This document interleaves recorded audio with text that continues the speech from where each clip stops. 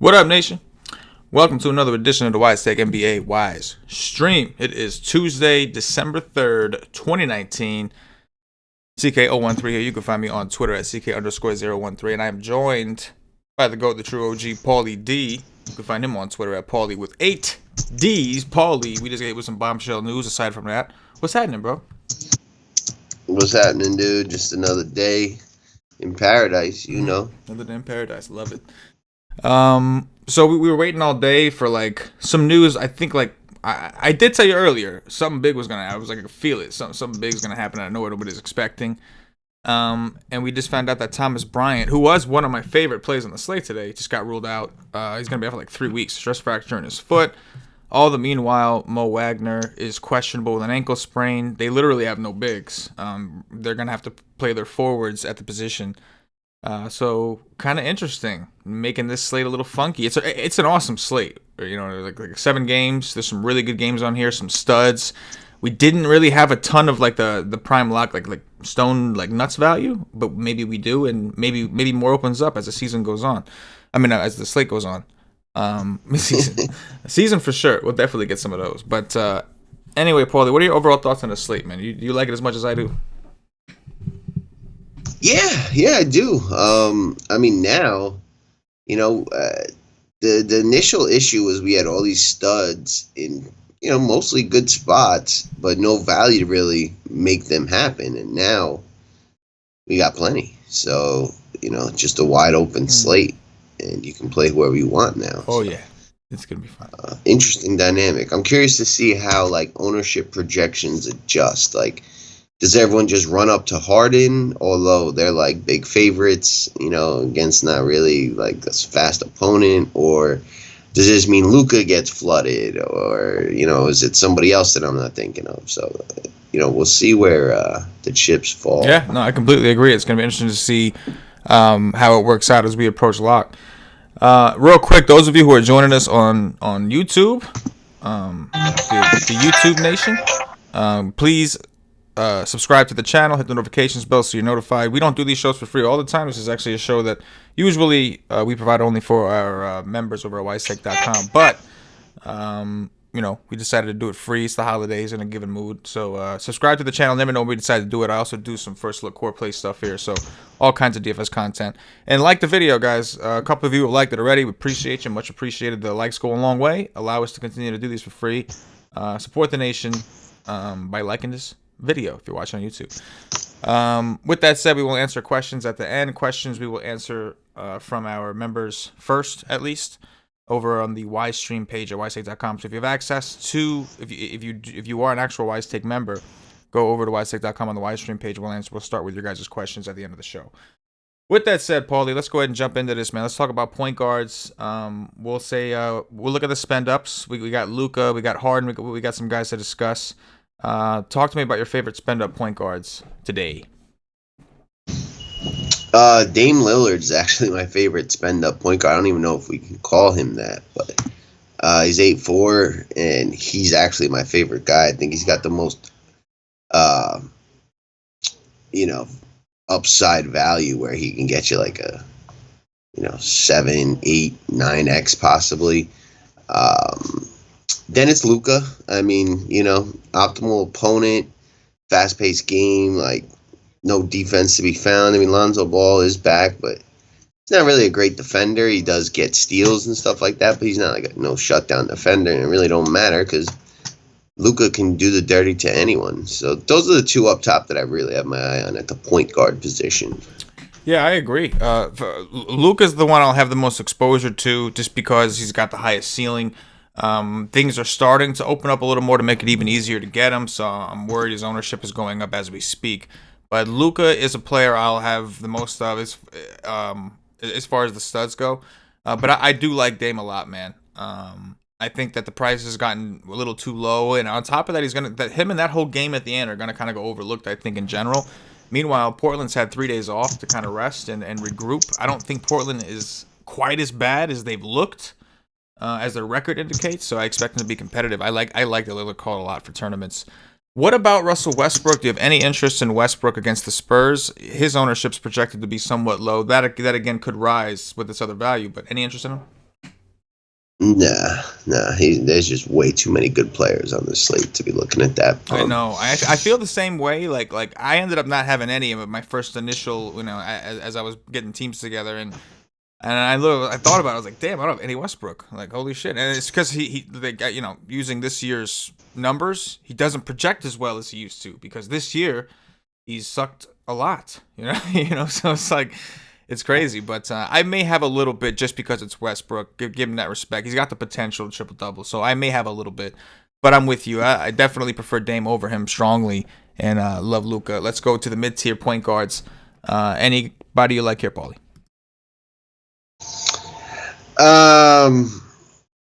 Not much, but I do like Lonzo Ball.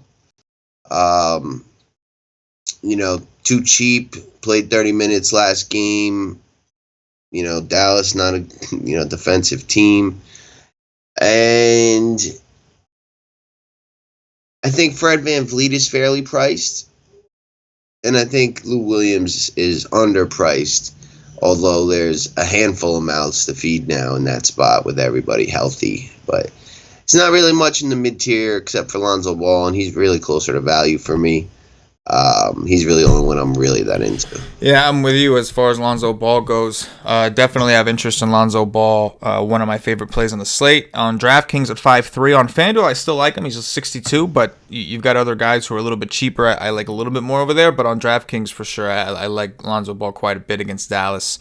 Looks like, from what we've seen, they haven't been playing Frank Jackson a ton, and then we know that Kenrich Williams and some of these guys are out. So hopefully Lonzo Ball gets some run in that game, just takes us and wins us all the money, although I am a little worried that it's going to be the most popular game. With that said, you mentioned Lou Williams. Again, I'm going to grab like around 20%, 15-20% of a lot of those pieces in that last game, because I think it's going to be so low owned that I don't need to core it up necessarily, but I'm going to have a lot of exposure to it because I like the fact that it's the last game. It's going to be low owned, and again, I think Portland can keep it more competitive than the spread indicates, so I like the call on Lou Will. Other than that, I don't see a ton of people. I'll have a little bit of Jamal Murray. I'll have a little bit of Derrick Rose, but nothing substantial. With that said, take me down to Value Town. So, it's basically just two teams right now. Isaiah Thomas, DeJounte Murray, Ish Smith, Patty Mills, Jordan McRae, right? It's, all that value is going to open up in Washington. They don't really have all that many bodies right now, and it's like a team full of guards essentially, but they're all probably going to see increase in minutes and usage. And then with LMA out, we see kind of a similar situation where they don't really have many bigs, and we're going to see this trickle down effect down to DeJounte and Patty Mills and guys like that. Yeah, I do agree. I think that this area got a little more interesting with the Washington news. But Kendrick Nunn, one of my favorite options down here. He's 4,900. He's 4,800 on FanDuel. He's the reason that I couldn't lock in Lonzo Ball on FanDuel if I was playing there, because Kendrick Nunn, you only get two, and there's a lot of good ones. And Kendrick Nunn is 4,800. We know Dragic is out. Kendrick Nunn's minutes have been a little down. With Dragic out, I would expect between playing the 1 and the 2 that he goes back to seeing those 30-plus minutes as long as the game's competitive. And one thing about Nunn is his usage, man, is consistently the mid-20s. He's taking a ton of shots. He's just not hitting them right now. Maybe without Dragic breathing down his neck for some playing time between, him, Winslow, manning the point guard positions and rotating in with Tyler Hero. I think Nunn gets a lot of minutes, and I like him a lot on both sites. You mentioned DeJounte Murray, man. I've been I'm going to have some, right, because he's got the massive upside, even with a 22-minute cap, whatever it is, 24. He's been playing like shit, not quite sure why. But I'll be going back to the well because his price is low, and we need some of these guys. Outside of that, don't think there's anybody, again, that I'll have some sprinkle of some guys, but nothing crazy. Paulie, take me over to shooting guards up top. Yeah, Harden was going to be low owned, probably not anymore. I like him. The guy's coming off a 60-point raw points game. And, San Antonio, we did a little exercise earlier where we were seeing who the recent, worst DVPs at positions were. And basically San Antonio was in the bottom 5 of every position. So I don't see any reason Harden doesn't do the dirty in the interstate rivalry. Really just mainly concerned about the game staying close with no LMA. And then I like Brad Beal a ton, and Kawhi, is a guy I was interested in and still have some. But guys like Brad Beal now become more of a priority, and you can get to James Harden. And I still like him a tad, but his ownership went from like 25-30 to probably like 10-15 for me. Yeah, I completely agree. I'm with you. I think before we were gonna see maybe like 30-35% Luka and like 15-20% Harden, if that. And I think now we're gonna see Luka more like 40, maybe even a little bit more, and Harden's probably gonna creep up to 25-30 himself, because if people can, they will, and I don't blame him. It's James Harden. What else you like up here? Yeah, DeMar DeRozan at 7,200 against Houston, who's another team that's pretty terrible at defense with the usage bump with no LMA. CJ McCollum, like as a hedge against my Damian Lillard exposure, he's back down to 7,100. We got Evan Fournier. All the Magic are in good spots with a shorthanded Washington. It's in Washington, and the Magic are missing their best players. So, like, I think the game can stay close, but man, the Wizards really don't have any size, and Orlando still has a bunch. So, Evan Fournier was more of a guy I was interested in. That's kind of declining a little bit, but it's still Washington, and his usage is still up with no Vooch. Maybe the rebounds increase now because Washington has no size. So those three, and, Josh Hart as well at 5,300. That's just a really appealing game, and New Orleans doesn't have Kenrich Williams or Derek Favors, two of their better rebounders. We saw Josh Hart go for like 11 rebounds in that first game without Kenrich, and when you can add that to everything else that he kind of does out there, 5-3, you got a lot of upside.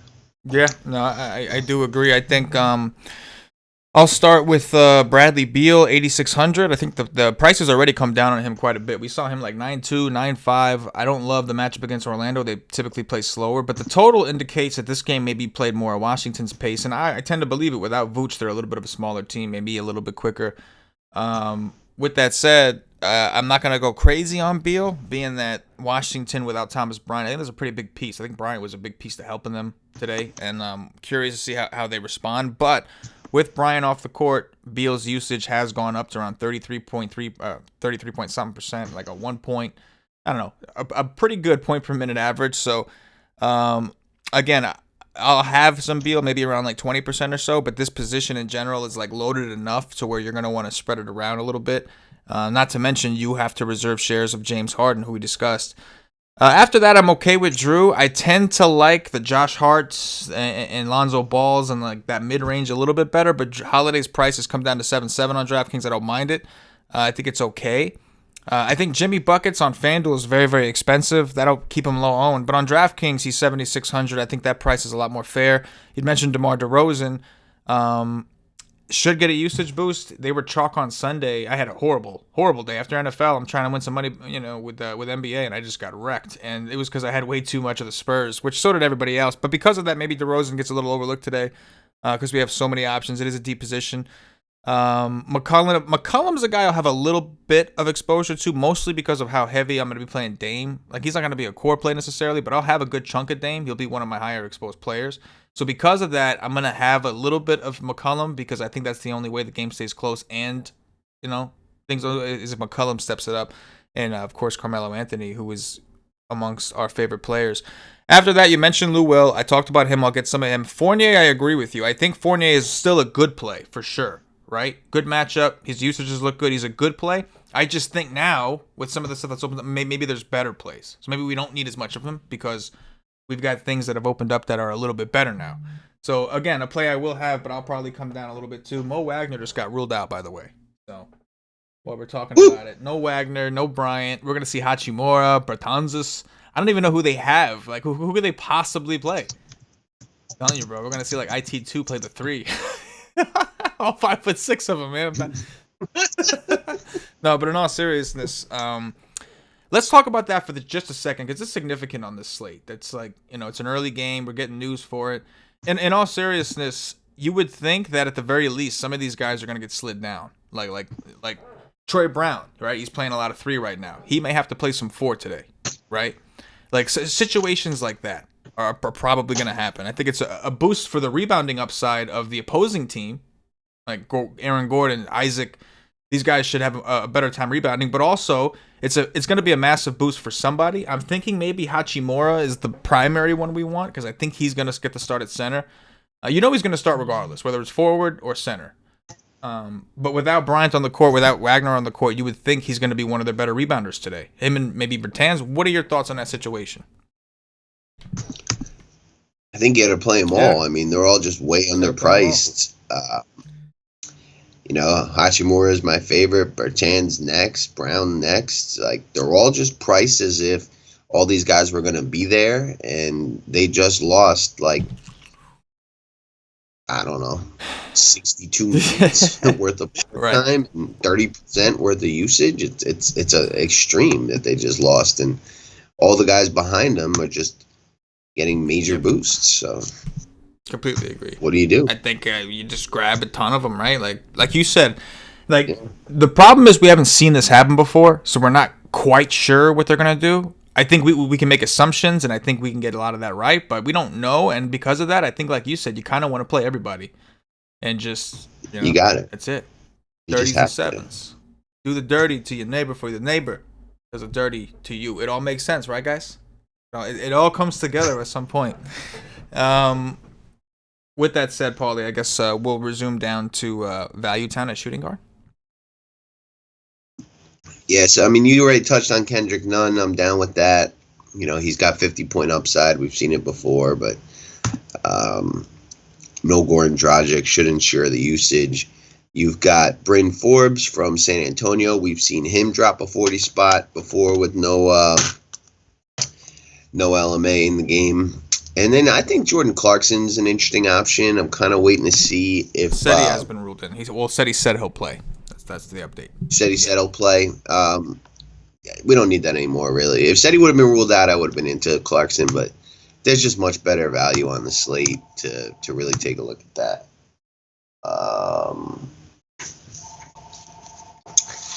I think that's really it down there. Bryn Forbes, Kendrick Nunn, and the other Miami Heat guy, Tyler Hero, 4-3. Give me some of that, too. This is beginning of the slate. I was looking at guys like Tim Hardaway. I was looking at potentially, I don't know, just a bunch of dudes in that area. And now, I think I'm strongly considering guys like Jordan McRae a little bit more, who I think I know it's the bigs that they're thin on, but again, with everybody having to slide down, there just should be more minutes for everyone. Without Vooch, luckily for the Magic, without Vooch, Mo Bamba being limited to around 22 minutes max or whatever, like, they're not that big of a team. Kem Birch is not that tall, so, like, luckily they could match up going like I think when I looked it up, Kem Birch is like 6'9", 6'10". He's not even that big. Like, Hachimura is like 6'8". It's not that big of a deal. But again, I think in turn this is going to mean more minutes for everyone, and I think they're going to need some scoring. Like, a lot of their scoring is going to come from Beal and IT2. We know that shooters, right? Hachimura, but they're going to need a guy to be able to shoot, and right now McRae is one of the more aggressive guys on the second unit as far as taking shots. So I think it's a big boost for him. Tyler Hero, like you said, another player that I was just really, really high on coming in, and I still like him. I'm still going to play him, but I have to now share some of this value. But it's never a bad thing, right? You guys got some good value. But yeah, on the second unit, I mean, he's just going to continue to take every shot. And, if they end up finding themselves in a closing situation where they have to put Winslow at the 4, so Nunn and Hero are at the 1 and 2, Hero's going to take shots. That's what he's here for. He's here to take shots. On DraftKings, especially, where you get the 3-point bonus, he takes a lot of threes, doing dirties, dropping 7s. But yeah, look to Washington. That'll be a general theme. Let's move over to small forwards. Take it to the top. Yep. We getting news here? Mike Conley ruled out for tomorrow. Like, who gives a shit? We got the starting lineup for Washington. So we've got Isaiah Thomas, Bradley Beal, Isaac Bonga, Bertans, and Hachimura. That is the starting lineup. Yeah, I mean, what else can they really do? How do they do it? Yeah, I mean, Troy Brown got bopped out of there, but I guess they need him to come off the bench and play. I was just going to say, they probably need they have to have a backup for the 4. Like, I mean, I don't know. I mean, Bertans and Hachimura might end up playing a ton because Bertans is the only other big guy they got. He's like 6'10". He's not even like a center kind of guy, but I would think that like we end up seeing him play a lot of center too. So I think anyway, small Yeah. forwards. SF. What do we got? Paul George up top.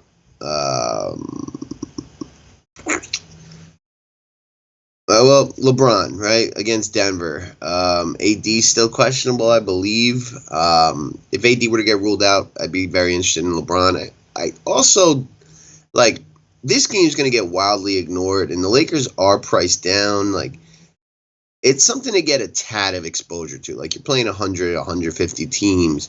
You can get 5% of LeBron and Jokic and pieces of this like super defensive game, and maybe it goes to overtime or opens up a tad, especially if AD were to miss. So I'm not really into it, but his price is down, and if AD got ruled out, he does see a massive usage boost. But Paul George at 82, that seems too cheap. The Wings still kind of crush Portland.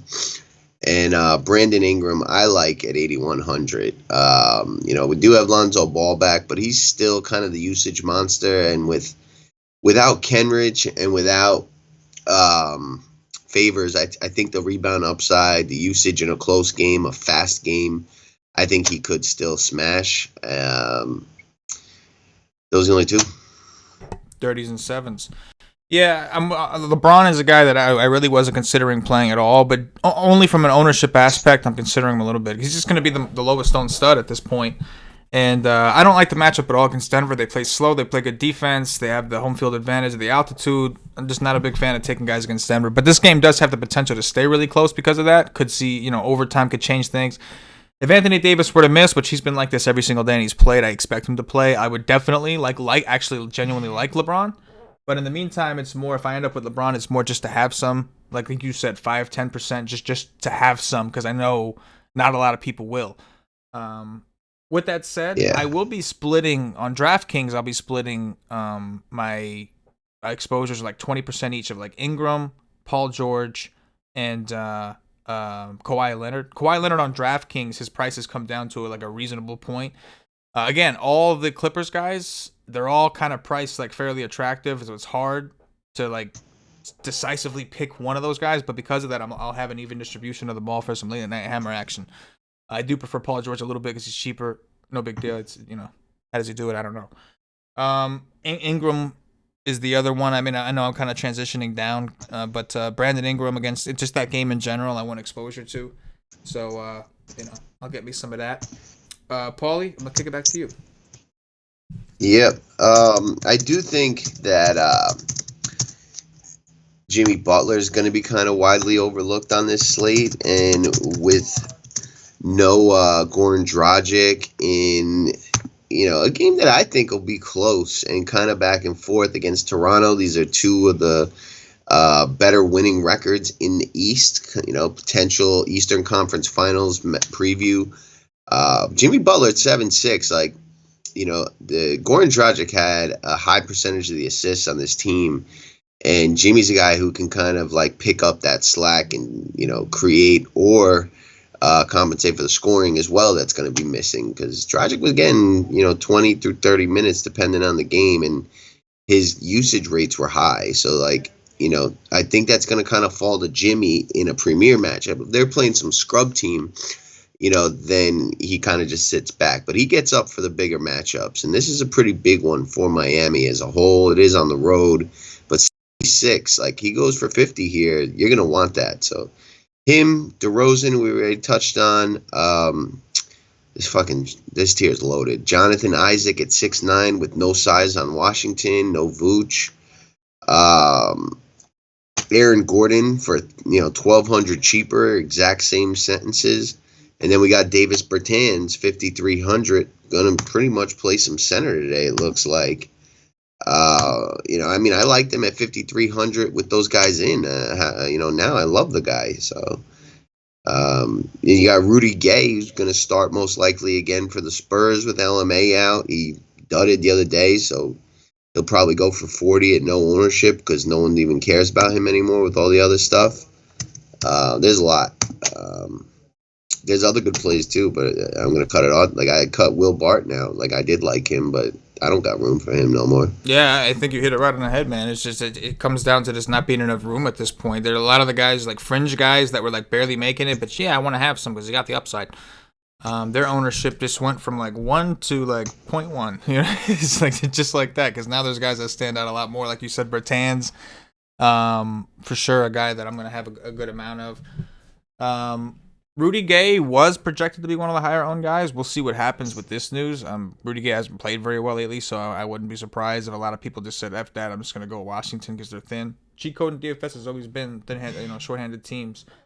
There is, of course, the question of can Washington hang around this game long enough? There's always that. They're already pretty bad, but they're playing the Magic or without Vooch. It's not like they're playing like a world beater, so it's in their home. With that said, last guy I'll mention before we kick it down is JJ Redick, another guy that, again, I was going to have some of him. Now I don't think I have any room, but he's 5K, wing against Dallas, good spot, good game. But again, I just don't know how much I play when Bertans is just $300 more. Paulie, take us down to Value Town.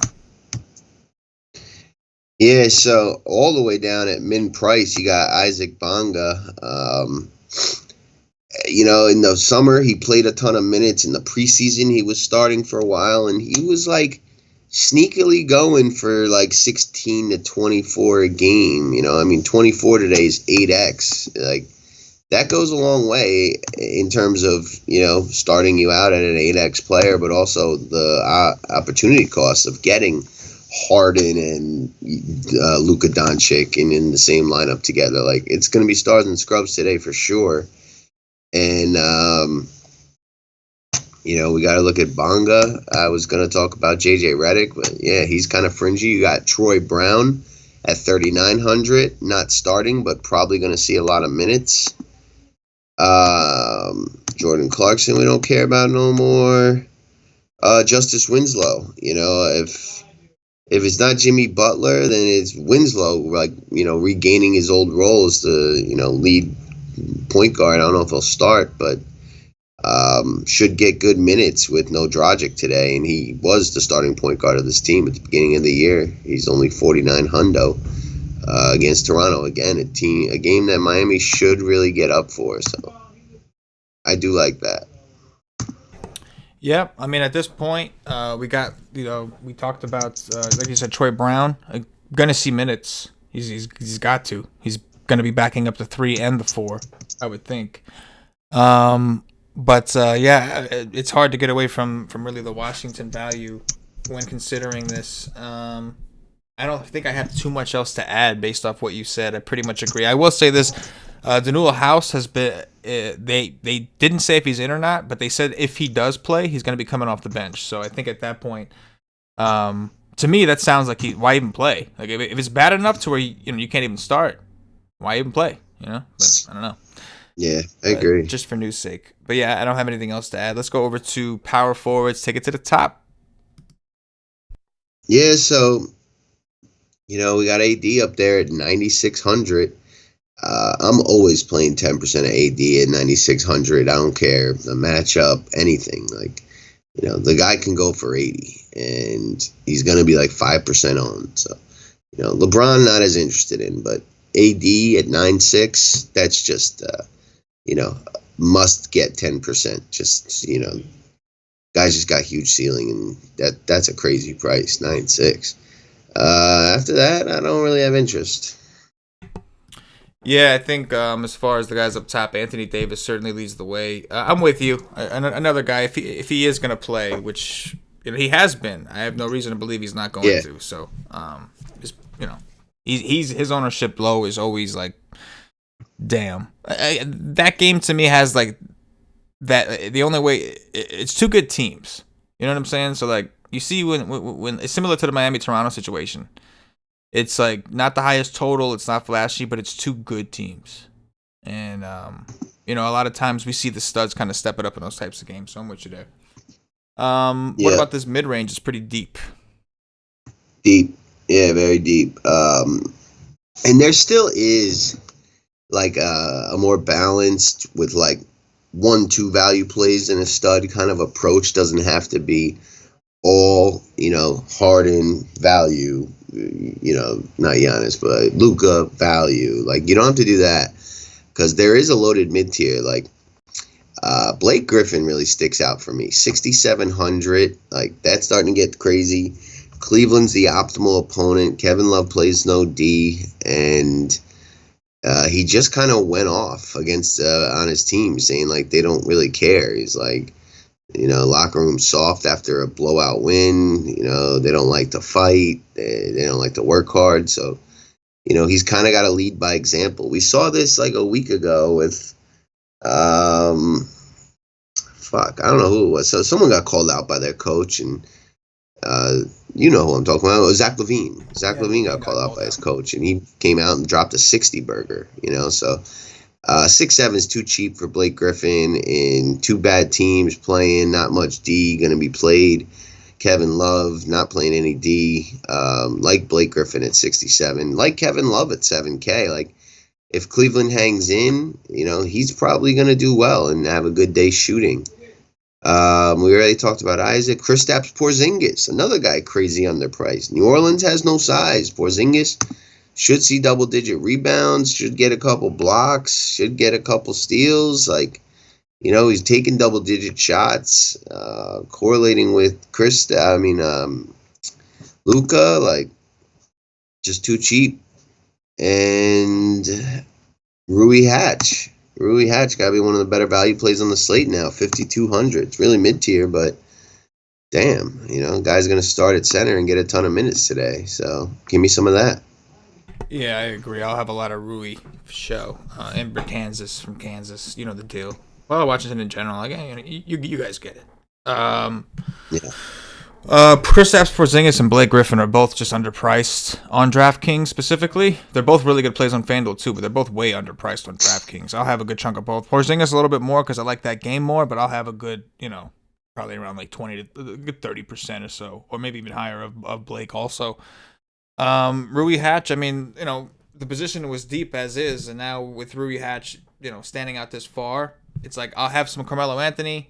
I'll have a little bit of Siakam just for that, again, like just wanting to have exposure to guys in those types of atmosphere games like that. But yeah, I think it did get a little more concentrated now with some of the stuff opening up. It should lower the ownership of some of these guys because now people, you only get so many forwards, so many whatevers, and now Hatch is gonna, be popular. Hachimura, by the way, in his last game against, it looks like the Clippers on December 1st, he went for 48 DraftKings points. Hachimura. Yeah. Wild. It goes against the Clippers, not matchup, but Orlando without Vooch, Paulie, take us to Value Town. Yeah, I don't have anything in Value Town at power forward. The only play that I'll mention, and he's a game time decision, is J. Michael Green against Portland at 3,500. And, like, in all honesty, it's like a 5% value play for me. Like, the plays are in the mid-tier at this position. Plays for me today. I completely agree with everything. Let's go over to centers, Paulie. Just run me through center. Talk to me about some of the guys you like. Run it through the garden.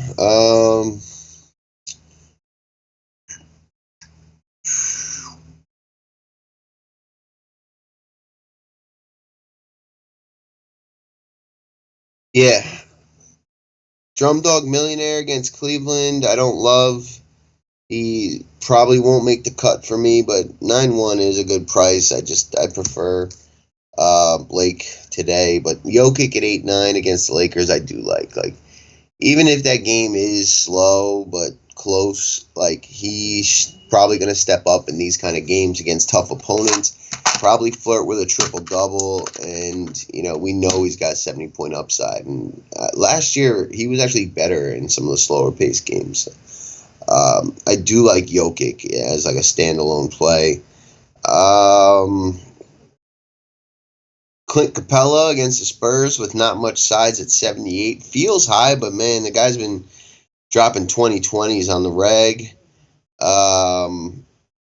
Tristan Thompson does feel kind of cheap at 6K. The slate's kind of deep for that, but I still have him in my player pool.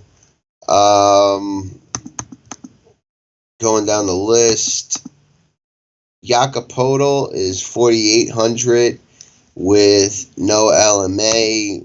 If he was like 1,000 cheaper, I'd be a lot more into it. But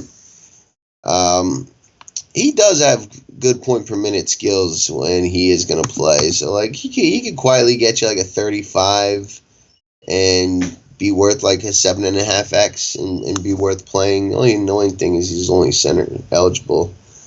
After that, we've got Jackson Hayes, Jahlil Okafor, Mo Bamba, all around like 42, 43, 44. All like meh, decent value plays that I was a lot more into earlier, and now have just kind of lost a lot of their luster. But there's not like a ton. You got a Viktor Zubac at 3,600 I still like, and think no one's really going to be looking at that. He's going to play 20 minutes, but he can go for 40. And Hassan Whiteside's been getting crushed by centers all year. So I'll still get some of that, even though we do have a lot more other value. And then we got Trey Lyles at 3,400. He didn't really play the first game that LMA missed, but, that doesn't mean shit. Like, they may go with him this time because they need him, or they may get blown out, or they may not get blown out like they did last time. He plays more. We don't really know what's going on with that Spurs situation, but he's 3,400. And when he does play, he does have a high point per minute. So I'm going to mix him in low, 5-10% at most. I feels you. Yeah, center for me opened up a little bit with Bryant out. Drummond, like you said, the matchup's good. I prefer Blake, but Drummond's got a phenomenal matchup. Cleveland's been really bad to centers this year. I do like the idea of getting bigger on Jokic. I have more room at the position, so I think I'm going to up my exposure there. The Lakers have been really good against centers, but like more traditional centers because they're big. I don't think they are like JaVale McGee, Dwight Howard. None of these guys seem like the type of people that feel comfortable guarding Jokic around the perimeter. So I'm with you on Jokic. I think that's a good call. Let's see. Hassan Whiteside's in a phenomenal spot, right? I don't know how much of him I get because I kind of like the other side of that a little bit more, but the price is 8K. It's just tough. Like he's coming off a game where he almost had a triple-double because he had 10 blocks. I don't know, different situation, but very good spot nonetheless. Montrezl Harrell, I'll have some of. Just trying to attack Portland with bigs. He's not like the ideal big because he's significantly smaller than Whiteside, but we know Whiteside's defense is just horrendous. Running through it, I think that Jakob at 4,800 on DraftKings. On FanDuel, I don't know if I would sacrifice that much. I don't know if he's cheap enough for me to do something like that. But on DraftKings, 4,800, you can get some Jakob with LMA out. Ken Birch, I mean, I don't like the price. I'll get that out the way on either site. I think he's too expensive on both sites, but he's been playing better lately. And, he's got like a really small matchup. He's got a really small team he's going up against. You mentioned Jackson Hayes. I do like that call. I do want to get some Jackson Hayes with Derek Favors out. And then my favorite value center today, again, more of a DraftKings deal. My favorite value center today has got to be Ivica Zubac. It's a guy you just can't take that like go crazy on because he's only going to play 20 minutes. That's pretty much something you know. But he's done the dirty to Whiteside quite a few times, and I think he's going to do it again tonight. So, what a DraftKings deal. He's my favorite value center for JPP's life. Nation, if you have any questions, if you are subscribed to WiseTake.com on the WiseStream page, go ahead and pop them in there. If we have time, we'll look at the YouTube chat to see if we have time, but we're not going to have a ton of time. But if you guys want to ask questions in the WiseStream chat, you guys come first. So ask away if you're on the WiseStream page. If you're a member of the Nation, you're just not watching on the WiseStream page, get over to the WiseStream page. In the meantime, me and Paulie are going to do some top threes, and then we'll get the questions done. Paulie, we'll do top three. I guess we'll go top three guards, forwards, and centers. Top three guards. Top three guards.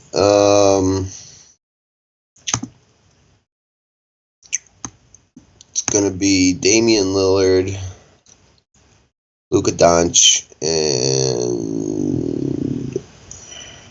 Lonzo Ball. Yeah, I'm going to go Luka, Lonzo Ball, Kendrick Nunn. Top three forwards. Rui Hachimura, Davis Bertans, and Jimmy Butler. And I will go Kristaps Porzingis,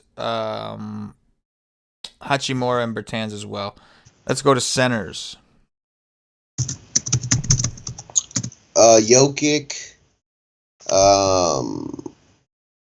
Blake Griffin is center eligible. And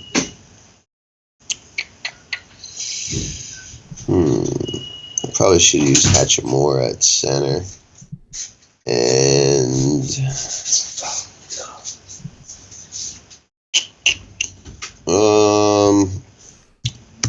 I'll take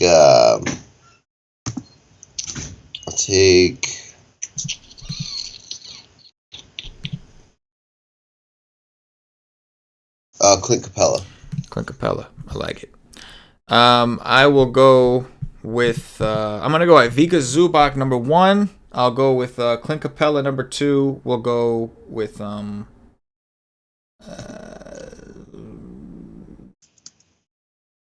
yeah, you're right. We should have saved Hachimura for this part. I'll go with Jokic. All right, let me see if there's any questions. Let's see. Oh, looks like, is Lowry in? I know he was questionable, but he might be playing today. Oh, yeah, Kyle Lowry will start. So Lowry's in. I mean, I'm not terribly interested in Lowry in his first game back. Well, let me check the prices before I say anything, just in case. Sometimes Lowry is 7-7 on FanDuel. I'm not, in love with that. And now let's just check out of curiosity. Lowry is 7-9. Yeah, okay. I'm good. But obviously that's a blow to Fred VanVleet and his usage. For sure. He's done. He's done, bro. All right. Let's see. Nation, checking you guys first. Lowered my Siak a little. Yeah, I would do the same. And Fred Van, I don't even have any Fred VanVleet. I wasn't going to play him anyway. So, yeah, that's definitely off my radar. We will check the YouTube chat. Oh, wow. A lot going on here. Whew.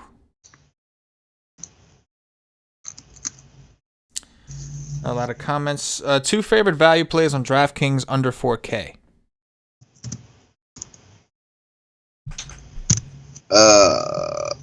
Under 4K, Troy Brown and Zubac. Yeah, Zubac. And for me, it's Zubac and McRae. Again, I know that like they're thinner. Troy Brown probably makes more sense because he's going to play a position that is thin. I just think they're going to need some extra scoring, and I think McRae could provide them with that. But Brown is very close to me, too. Let me check. Nation first. Yeah, Zubac. Okay, Nation likes Zubac. Let's see. Yeah, I don't see any other questions. Just a lot of comments. Shout out to you guys watching on YouTube and YouTube chat. Appreciate y'all. If y'all could like the video while all of y'all are watching, be much appreciated. Nation, I don't see any questions from the Widestream page. Yeah, Bonga 3K flat. Yeah, Bonga, that should be fun. Paulie, anything in closing before we get up out of here? No, the bombs keep dropping though, so I would stay close. More may be coming. There'll be more coming. Nation, be ready in the Slack. Paulie D sheet should be out soon. My Core Plays article will be out soon. We obviously have to make some updates with this news that we just got, and then we'll have it out as soon as we can. For Paulie D, for myself, the entire WiseTake Nation, as always, good luck. Peace.